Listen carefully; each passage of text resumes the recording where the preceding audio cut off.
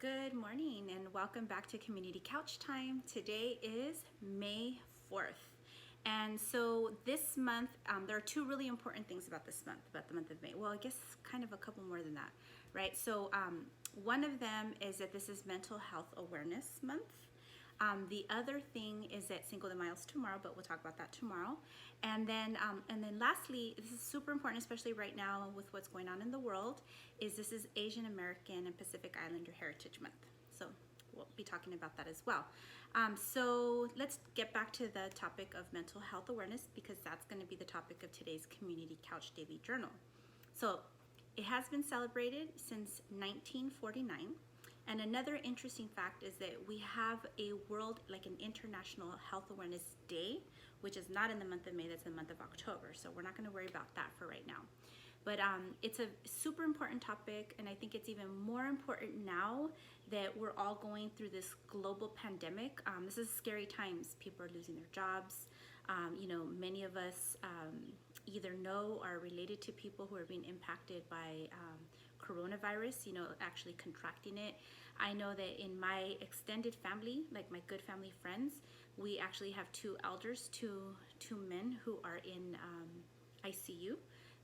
Hopefully they're, let's pray they're going to survive coronavirus. And we actually have friends who have recovered from coronavirus. So, aside from that, there are a lot of things going on, like when people are cramped into their homes and they're not allowed to leave, a lot of issues can arise. It's just natural to have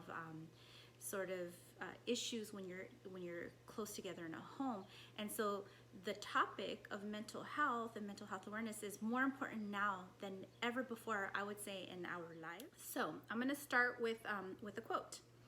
Work on being in love with the person in the mirror who has been through so much but is still standing. And with that quote, I'm going to go ahead and share a story with you.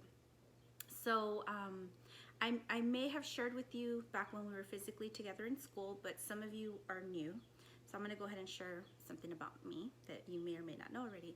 And that is that when I was your age, when I was in high school, I was a little bit, traviesa, a little rambunctious, a little out of control. Like I had a lot of things that I was dealing with, that I had been dealing with since I was little, with my parents divorcing and my mom leaving to California.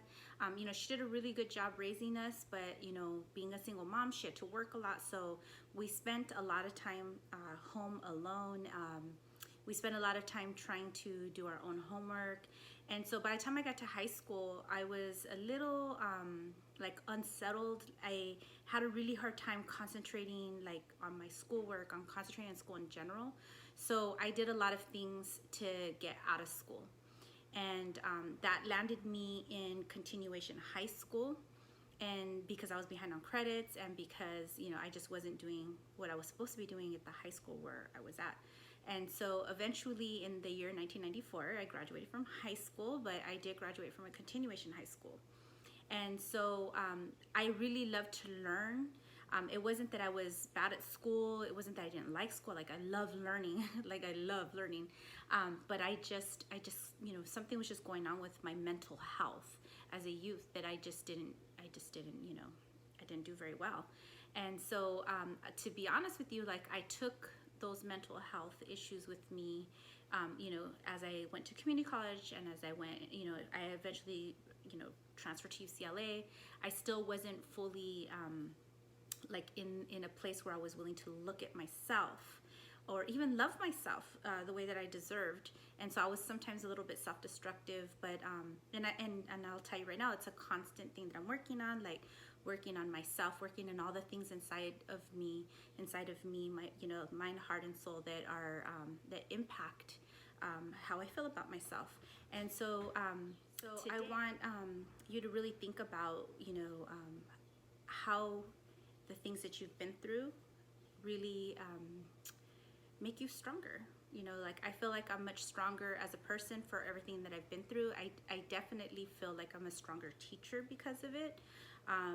When I see that my students are struggling, I really try my best not to be judgmental and to push further. I really want my students to feel like there's still redemption. Like if you mess up, you still can make changes, and it's not like the end of the world. Like, I of course I want you to do your best, but I know that you can overcome, and I believe that.